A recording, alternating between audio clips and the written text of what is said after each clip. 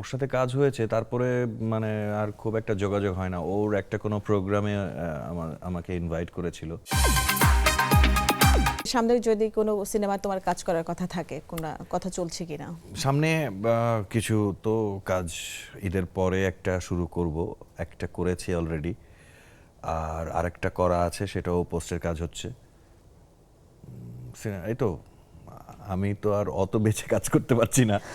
যা আসছে তার মধ্যে যেটা আমার কাছে ভালো সেটা করছি, দ্যাটস ইট। পরিমণির সঙ্গে তো তোমার কাজ করা হয়েছে, স্ফুলিঙ্গ কেমন অভিজ্ঞতা ছিল সেখানে? দারুণ, কোয়ার্টিস্ট হিসেবে দুর্দান্ত, খুবই প্রফেশনাল, ঠিকঠাক আমার কাছে।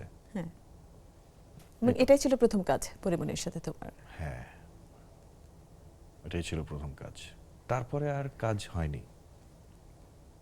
আর কোনো মজার কোনো অভিজ্ঞতা আছে যেটা শেয়ার করা যায় কার সাথে? পরিমণির সাথে? কিংবা তোমাদের বন্ধুত্বটা এখন কেমন?